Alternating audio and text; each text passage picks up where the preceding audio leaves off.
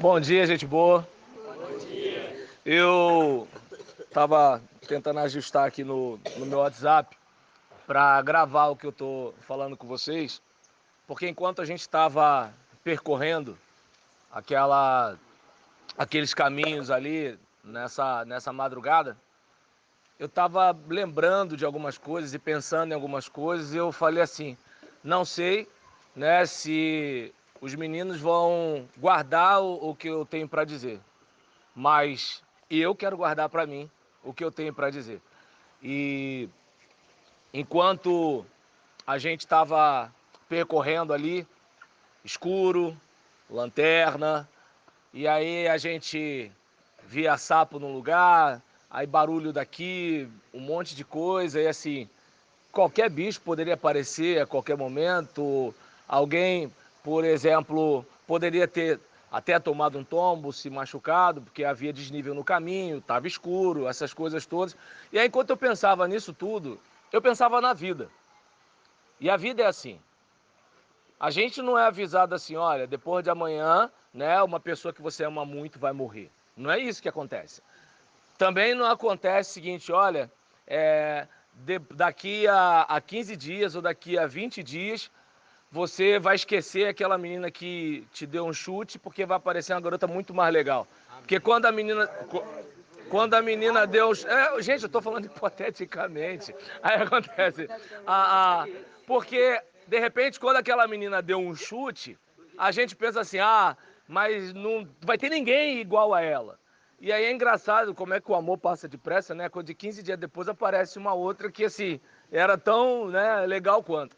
E aí eu não sei se dá pra perceber que a vida geralmente é assim, né? É como se você estivesse numa estrada sinuosa.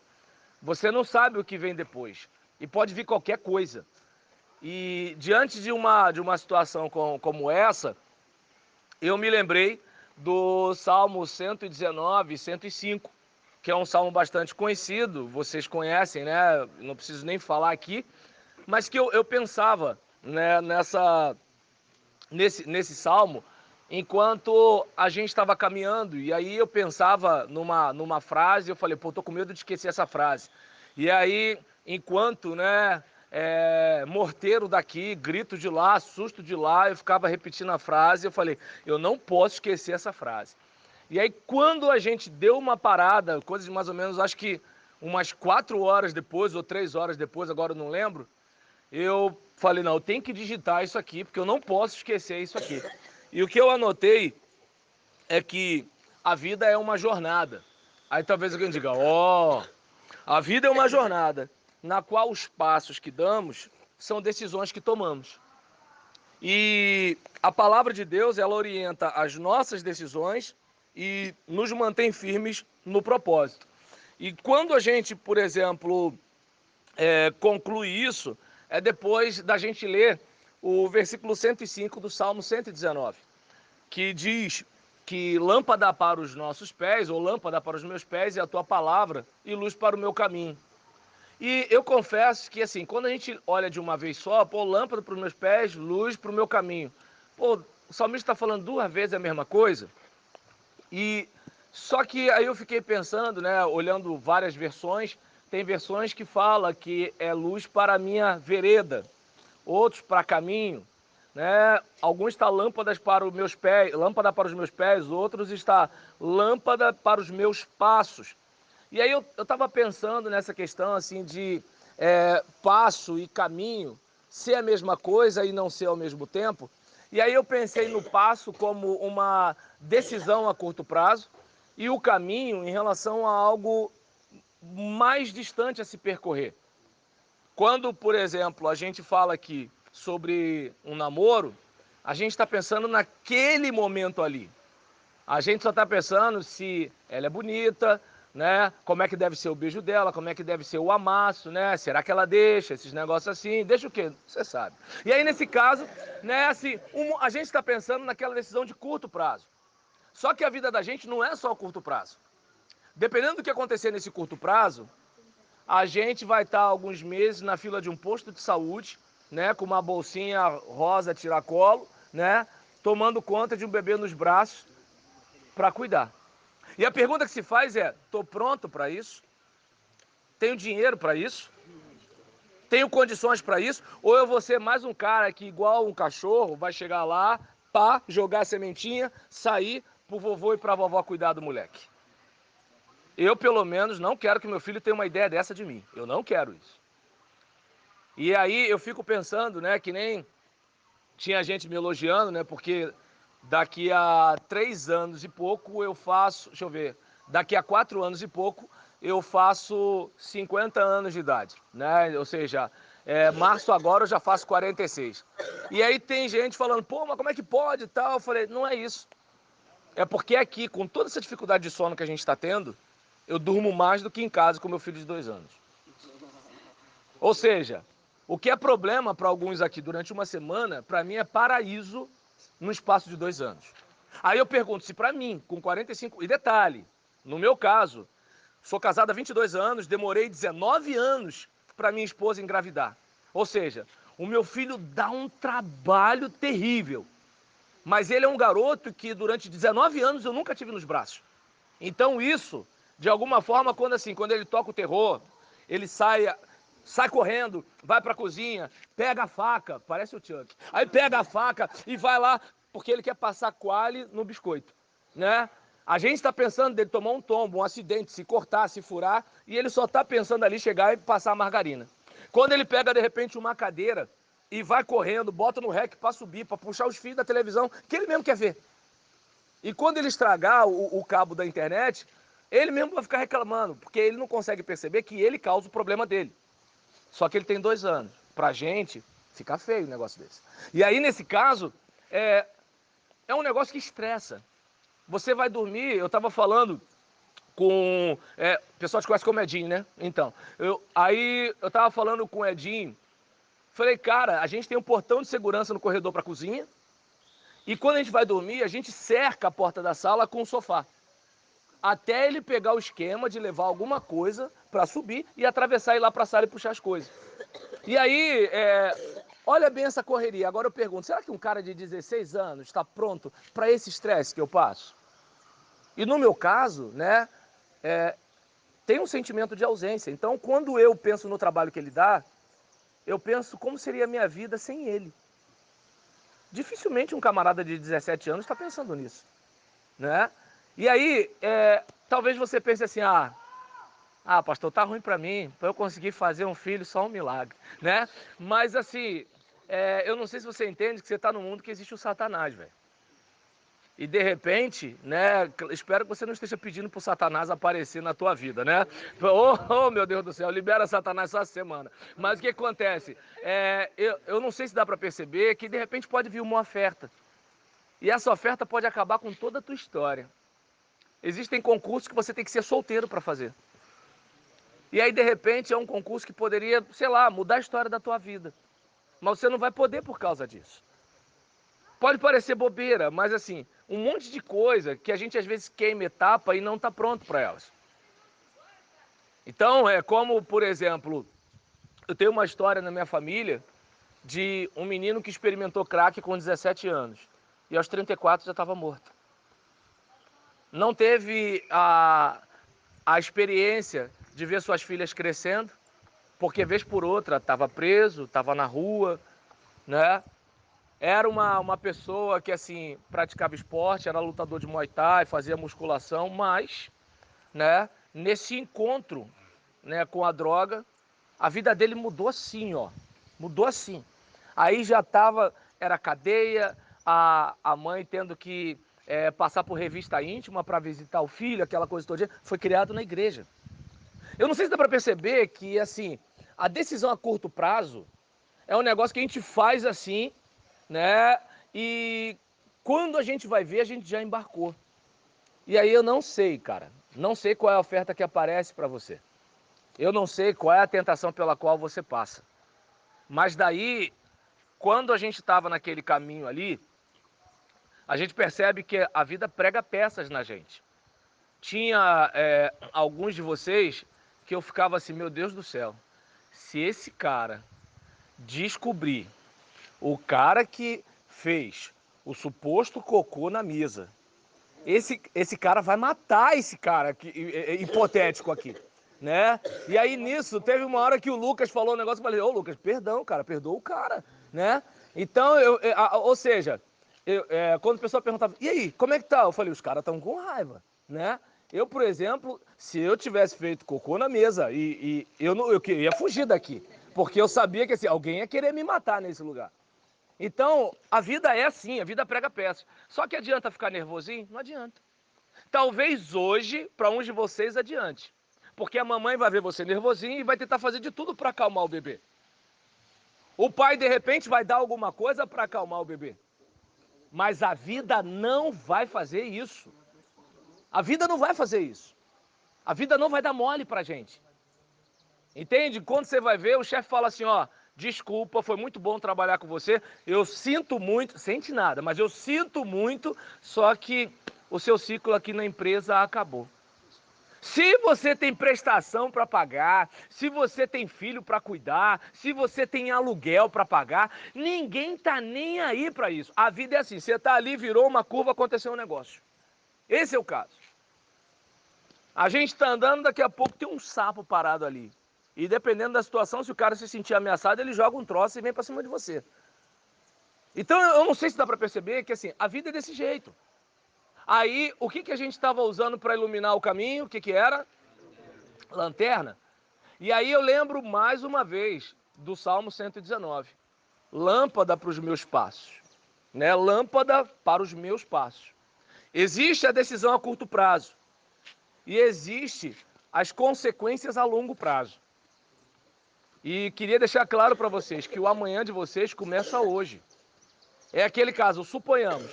Digamos que um de vocês comece a fumar agora, né? Por exemplo, o rapaz com o boné do Exército Americano, seu nome qual é? Edson. Hélio Júnior.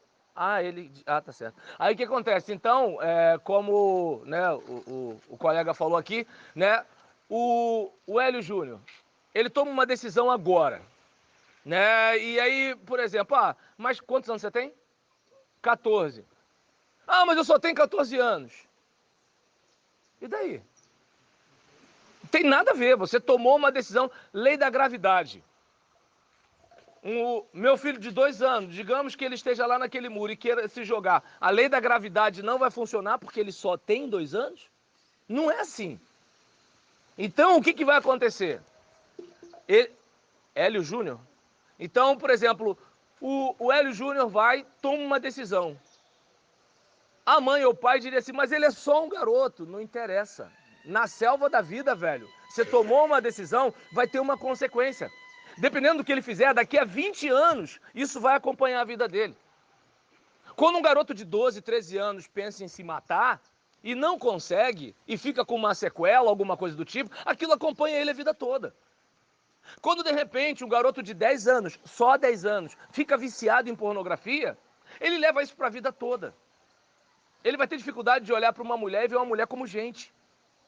Eu não sei se dá para perceber. E antes que alguém pense, não, mas um pornozinho não faz mal. Na boa, cara, de coração. Quem passa por isso sabe que fica difícil olhar para uma mulher como gente depois disso. No meu tempo de desenho, quando eu via desenhos como Piu Piu e Frajola, né, ou coisas do tipo, era comum que os gatos, quando viam os passarinhos no desenho animado, visse como um frango assado. E aí o que acontece? O camarada, ele tá arriscado aqui, a olhar para aquela menina e simplesmente ver peito, bunda e perna, mais nada. Se ela tem sentimento, se tem coração, se ela é chata, se ela... não vê. Só vê quando? Depois que arruma um filho com ela, depois que mora na mesma casa, depois que vai receber visita da sogra. Aí que ele começa a perceber onde ele entrou. Porque até então ele só queria entrar. Deu para entender? Então aí, eu não sei se dá pra perceber que quando você passa por essa questão aí, a curto prazo é maneiro, mas é a longo prazo. Aí de repente quando você encontra a mulher da tua vida, aquela pessoa top e tal, que você queria começar todas as suas experiências com ela, você já veio cheio de coisa. E aí você, em vez de começar uma nova vida, você tem que ficar tentando deletar algumas experiências complicadas e memória não se apaga, filho. Não se apaga. Aquilo que você é faz parte de você ainda hoje. Quem matou pessoas no passado ainda tem isso na memória. O homem que saiu com homens no passado ainda tem isso na memória. A pessoa que roubou, que foi presa, ainda tem isso na memória. Eu não sei se dá para perceber que a única forma de algo não fazer parte de você é você escolhendo não pegar esse caminho. E você, na idade que tem, você tem essa possibilidade. Se você também, por exemplo, começar agora judô, jiu-jitsu, daqui a 50 anos, você vai ser um cara diferente. Se você buscar maconha e cocaína hoje, daqui a uns 20 anos, você vai ser um cara diferente. Se você, por exemplo, sair catando todas as meninas da igreja, né, daqui a 20 anos, você vai ser um cara diferente. Se você ficar estudando, se preparando e tal, daqui a 20 anos, você vai ser um cara diferente. Por isso que a gente observa aqui que a vida, ela é uma jornada. A vida é uma jornada.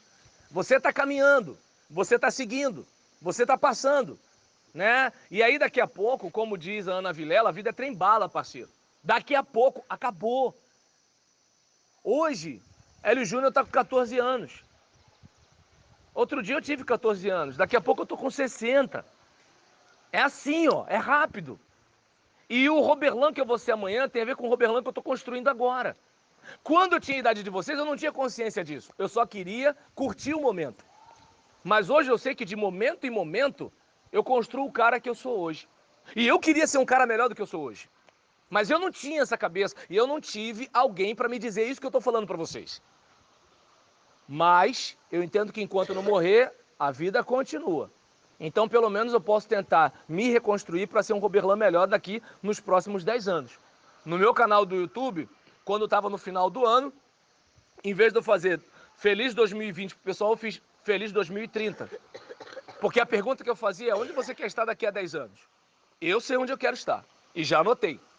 Onde você quer estar daqui a 5 anos para poder atingir o que você quer daqui a 10 anos? Eu sei onde eu quero estar, porque eu já anotei. Mas para eu estar nos 5 anos para os próximos 10, onde você quer estar daqui a um ano? Ah, deixa a vida me levar. Isso valeu para quem compôs a música e está ganhando dinheiro, Serginho Meriti. Para quem pensava que era o Zeca Pagodinho. Tá dando para entender? Então, o que acontece? Diante de uma situação dessa, e qual é o próximo passo? O que você vai fazer mês que vem, semana que vem e amanhã? Ah, minha vida está na mão de Deus. Sim, para cuidar daquilo que a gente não controla. Como, por exemplo, você não controlou o tal do cocô em cima da mesa. Você não controlou a questão de ficar lá na beira da cachoeira recebendo instrução. Você não controlou a questão de você caminhar para pegar as pistas. Você não controlou isso. Mas você tinha controle sobre a sua atitude. Você podia ficar nervosinho ou ficar com sangue frio pensando o que ia fazer. Você podia escolher fazer dos seus colegas ali seus aliados ou seus inimigos. Isso você podia escolher. A sua atitude, o seu comportamento estava sob o seu controle. No meu caso, observa bem. Eu nasci num lar um pouco conturbado. Aos 8 anos de idade, meus pais se separaram. Aos 11 anos de idade, eu estava distribuindo panfleto para uma moça que jogava búzios para me ajudar, né, a ter uma renda em casa. Lá no Rio de Janeiro, em Duque de Caxias, tem um bairro chamado Parque Centenário, né? E nesse bairro tinha uma favela conhecida como Mangueirinha, né? E eu morava ali e eu andava até Nilo Peçanha para fazer o meu trabalho. Aos 12 anos eu estava trabalhando de camelô. Aos 16 anos eu estava pagando a minha escola no Colégio Carlos Gomes. E assim, ou seja, minha vida foi sempre me defendendo. Eu não tive a chance de assim, pô, meu pai vai pagar um preparatório para eu fazer colégio naval e picado. Eu não tive isso. Entende? Agora, isso não justifica, por causa disso eu vou meter o louco por aí. Não. Existem coisas que eu não controlava, mas existem coisas que eu controlava. Então eu podia trabalhar para pagar a minha escola. Eu podia fazer isso, fazer aquilo outro na minha vida. Eu, por exemplo, hoje não, que eu sou tipo Denzel Washington, né? Mas quando eu era mais novo, eu era feio. E aí, nesse caso, nesse tempo, era difícil arrumar uma namorada. O que eu fiz? Comprei um tonante. Pra quem não sabe, tonante é uma marca de violão. E aí eu pegava, tinha uma banda da hora da época, que era Legião Urbana, e a gente não tinha cifras, letras na internet. Ia na banca de jornal, comprava uma revistinha e ficava lá. Se fiquei esperando o meu amor passar. Aí as meninas já começavam a chegar. Aí o feio fica bonito tocando violão, né? Então, se você é feio, toca violão, vai dar certo, vai por mim. E aí, nesse caso, né, tem gente que precisa de milagre, no meu caso funcionou. E aí, por exemplo, o que aconteceu? Tinha o Grêmio Estudantil da escola, pô, vou entrar. E aí nisso eu fui ficando popular, organizava festa, isso e aquilo. Como eu conhecia a minha esposa? Tentando vender um relógio para ela para a formatura da minha turma. Ela não comprou o relógio, mas é minha esposa há 22 anos. Então o que acontece? Ou seja, se a vida não me deu nada, velho, eu vou pra briga e vou pegar. Eu não tenho esse negócio de sorte, eu construo minha sorte. Ah, mas você é negro, você é pobre, você é quilombola, você é gordo, você não sei o que lá. Não interessa o que eu sou. Eu não sou o que a sociedade diz que eu sou o que a palavra de Deus diz que eu sou. Eu sou imagem e semelhança de Deus. Então é o seguinte, eu não vou ficar escutando o que os outros estão dizendo. Quando, por exemplo, eu estava noivo, 21 anos, cheguei para minha esposa e falei assim, ó, eu vou para o ministério pastoral. Claro que eu fiquei cheio de medo do que ela ia dizer. Eu falei assim, mas tá comigo? Ela fez que sim. Eu falei, ufa, né? Aí, nessa situação, entrei no Seminário da Pavuna, mas o Seminário da Pavuna não era reconhecido pela Associação Batista de Instituições Teológicas. Aí o que aconteceu? Fui esse mesmo com esses 2 anos. Na igreja que eu estava, eu não tinha oportunidade para pregar. Eu só pregava, por exemplo, tem um retiro, o seminarista não foi, eu ia. Roberlan tá aí? Irmão Roberlan, pode pregar? Tem um culto na casa da velhinha, não a velhinha que dá lanche, porque a velhinha que dá lanche lota o culto. É a que não dá lanche. E aí nisso, tô lá. E irmão fulano não veio. Irmão Roberlan, pode pregar? Eu pregava. E aí nisso, culto na igreja. E Roberlan, ele é novo, não sei o que, tal. E eu lembro do último dia que eu estava na minha igreja, né? Porque um pastor precisava de um seminarista. E nisso que ele precisava de um seminarista, o meu seminário não era reconhecido pela Abibete. Mas ele precisava de um seminarista, ele não fazia questão de nada. Então, numa igreja eu não tinha oportunidade. Numa outra tinha um pastor procurando um seminarista. E qual foi a porta para eu entrar? O seminário que não era reconhecido, mas era seminário. E aí, você percebe bem? Aí o Roberlan, que mal tinha oportunidade para pregar, agora ele pregava toda quarta, domingo de manhã, domingo, não pregava até cansar. Porque ele dirigia uma congregação. Por que ele dirigia uma congregação? Porque ele aceitou pegar o seminário que era o melhor que ele tinha. E aí, eu não sei se dá para perceber que muitas vezes a gente despreza a nossa sorte porque a gente acha que merece mais. Esse é o problema.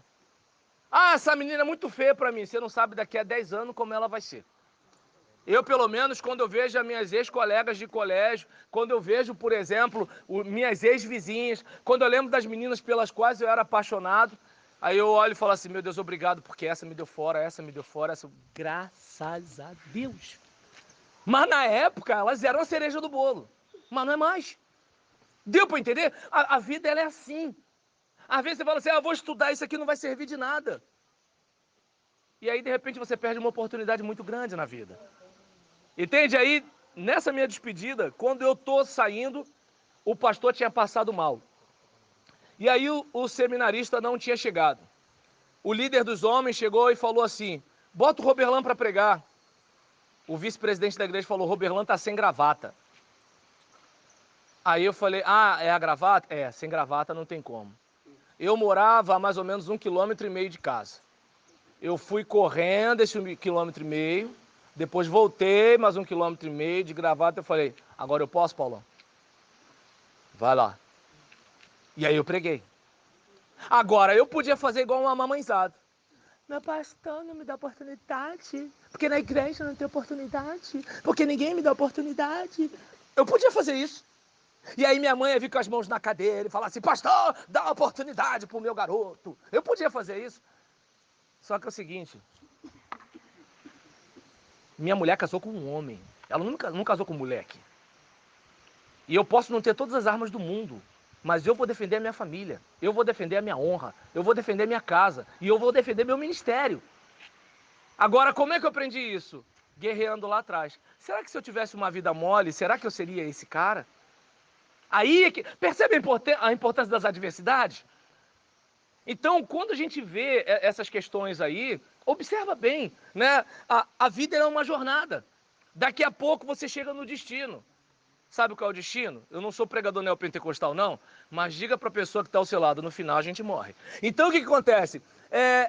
Pode ficar com medo de falar isso, mas ele vai morrer assim mesmo que você fique com medo de falar. Então o que acontece?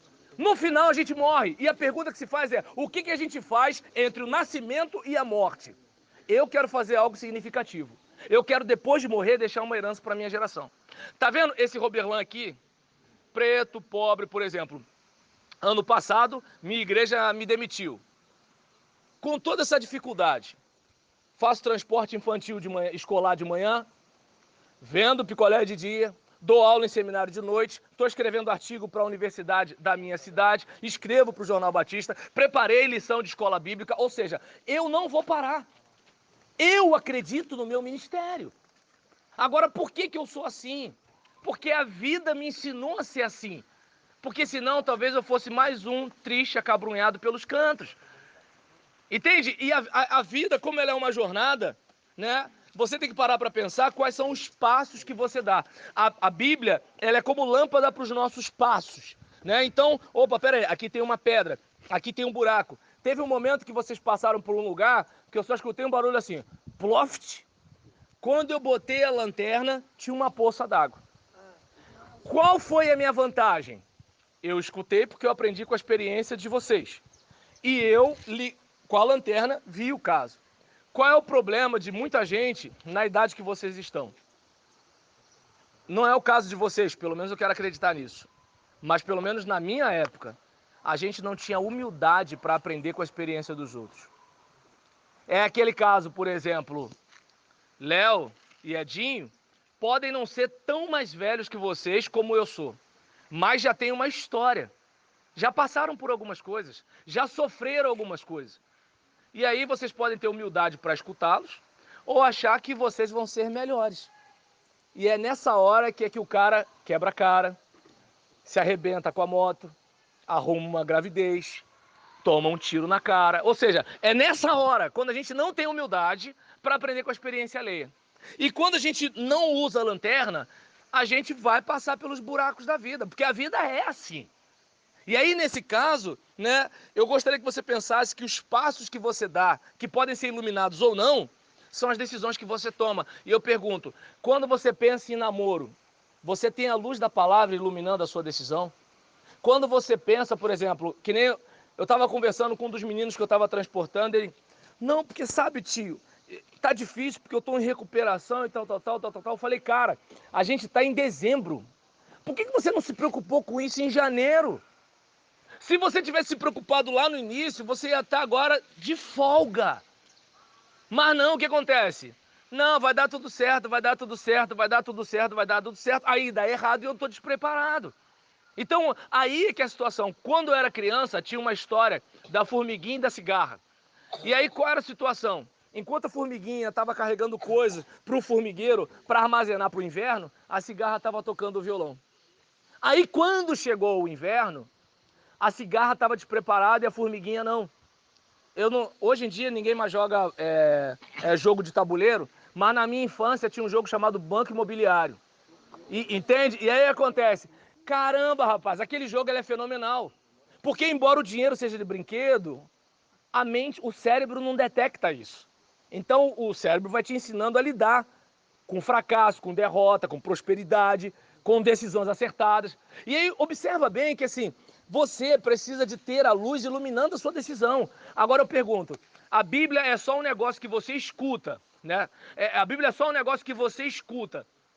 O pastor pregando. E enquanto ele está pregando, você está assim, será que o cachorro quente está bom hoje? Tem uns que ainda têm coragem de ficar tweetando na hora da mensagem, né? Ou então vai beber água. Ele cantou, né? Essa casa é sua casa, não sei o que lá. Eu quero Shekinah, mesmo que eu não saiba o que é Shekinah, nunca vi nem comi, eu só ouço falar. Aí eu tô lá, não sei o que lá, eu quero conhecer Jesus. Aí quando ele termina de cantar, ele vai beber água. E fica lá bebendo água mais ou menos umas meia hora, depois volta, fica... Ou seja, se para você fé cristã é isso, parabéns. Quem te dá é o diabo, não eu. E aí, nesse caso, beleza. Só que quando o chão sair debaixo dos seus pés, você não tem nada. Porque na hora que o chão sai debaixo dos meus pés, é justamente a fé que eu tenho, que vem pelo ouvir, que me sustenta. Aí o cara, às vezes, ele é membro de igreja, ele tá lá, frequenta, mas ele e Deus, eles não têm nada a ver. E aí, numa hora dessa, que quando você vai tomar uma decisão, qual é a decisão? Ah, eu quero pegar esse trabalho. Hoje pode ser maneiro, mas eu pergunto, você já pensou em todos os pormenores? Ah, eu quero ser militar. Você está disposto a ir para a guerra? Ah, o Brasil não vai para a guerra hoje. Você sabe se não vai amanhã? Esse é o caso. Ah, eu quero ser funcionário público porque tem estabilidade. Não sei quantos viram a situação de funcionário público no Rio de Janeiro nesses últimos anos. Há um tempo atrás, todo mundo queria ser.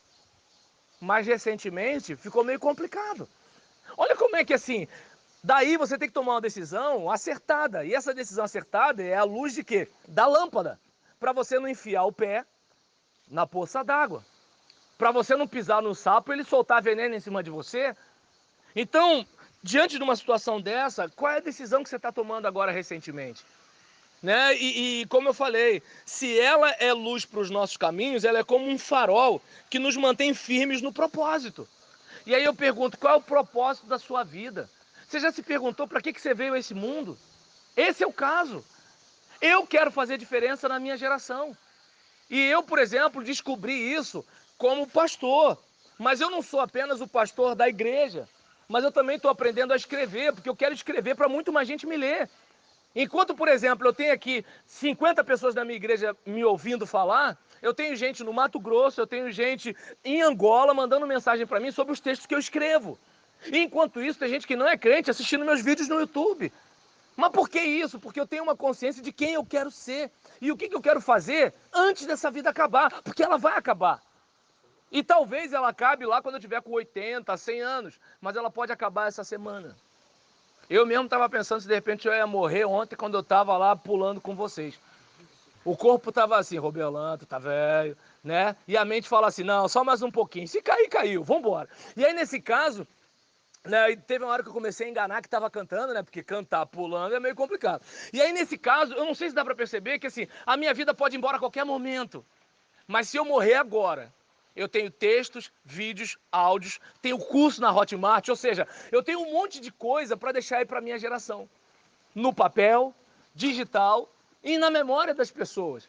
Pode parecer bobeira, mas eu, por exemplo, deixei parte de mim com alguns de vocês durante essa semana. E nem acabou a semana. Aí eu pergunto, o que você está fazendo com a sua vida? Né? É como, por exemplo, digamos, eu acho que é um dos mais novos. Você, seu nome? Rian? Não é não? Tudo bem, obrigado, gente. Vocês não precisavam falar isso. Percebe que assim, a vida é assim, entende? A vida é assim. Eu só falei, mas a galera fez questão. E aí, nesse caso, por exemplo, Rian, já pensou? Você está com 15 anos. Com 25 anos, onde você quer estar? Deu para perceber? Daqui a pouco você é um homem. Né? Daqui a pouco, um homem adulto, perdão, calma, já vi que vocês não prestam. Então acontece, pensa na situação, daqui a pouco você é um homem adulto. Daqui a pouco você vai ter que se defender. Hoje, se você tiver sem trabalho, sem emprego, sem dinheiro, alguém vai sustentar você. Mas daqui a 10 anos, não. Daqui a 10 anos vai ter que ser você. Entende? Então, eu não sei se deu para perceber. A pergunta que eu fiz pro Rian serve para todo mundo que está aqui. Serve para mim. Onde você quer estar daqui a 10 anos? Onde você quer estar daqui a 5 anos? E o que você está fazendo para chegar lá? Aquela menina bonitinha da escola ou da faculdade, ela vai te levar para onde? Aquele colega que te leva para andar de moto sem capacete, sem farol, ele vai te levar para onde? Aquele colega que está te chamando para dar um ali, ele vai te levar para onde? Aquele crente sem vergonha, fedorento, que fica lá na igreja, te arrastando para você não ficar no culto, ele vai te levar para onde?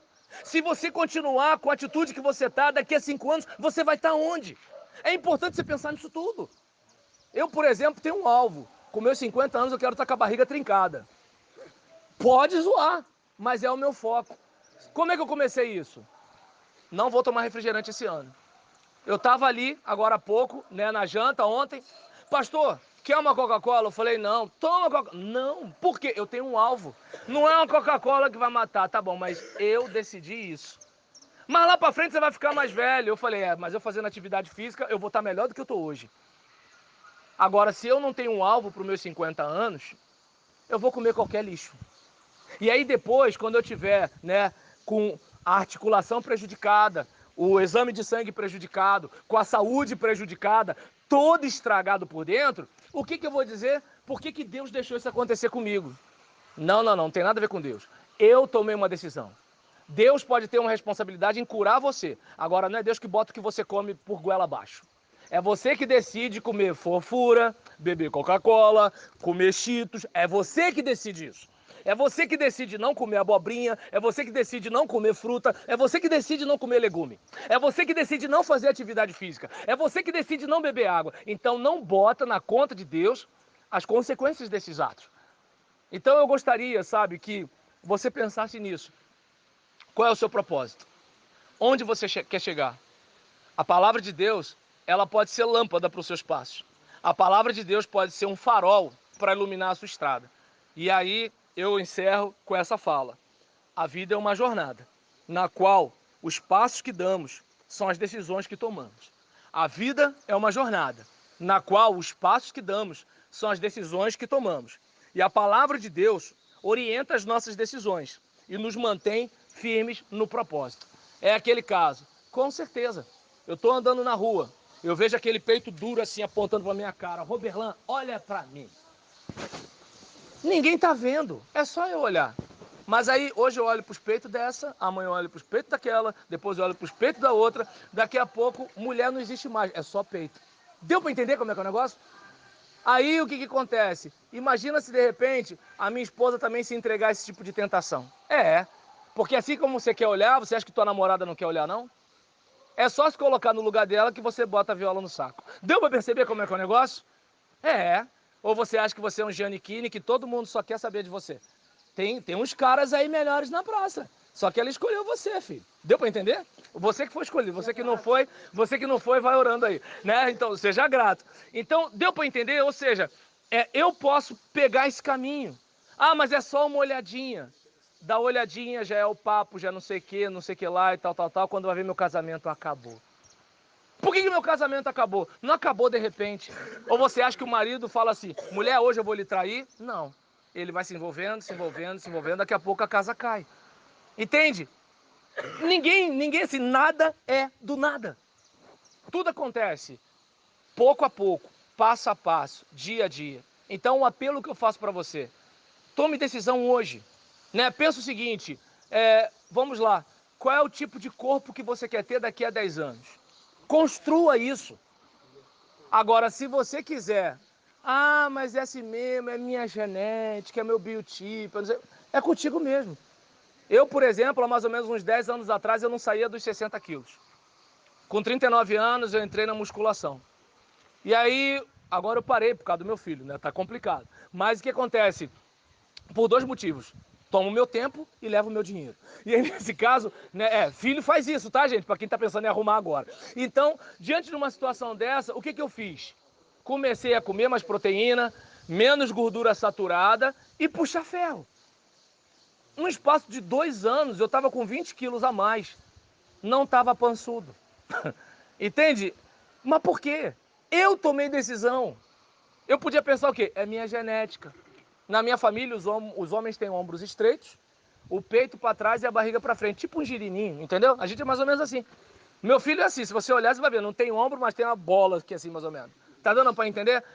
Essa é a genética, mas eu construo minha história. E eu gostaria de pedir a você isso, que na jornada da vida, você tome decisões e você escreva a história que você quer viver. Deus tem um propósito para a sua vida, mas Ele não vai obrigá-lo. Você pode ser um crente espiritual, cheio do Espírito, consagrado, com dinheiro, com uma boa família. Mas você também pode ser um crente carnal, sem dinheiro, fedorento, chechelento, que ninguém quer ter você por perto. Isso não tem a ver com Deus. Tem a ver com você. E o seu amanhã começa hoje. Que tal você, a partir de agora, tomar uma decisão? Eu devolvo a palavra para quem, Léo? Entende? Pensa com carinho nisso. E olha, parabéns para vocês, tá? 40 minutos, gente. Vocês são top, né? Lembra isso pra Deus quando ele for puxar a tua orelha. Pô, Senhor, eu fiquei 40 minutos escutando o cara.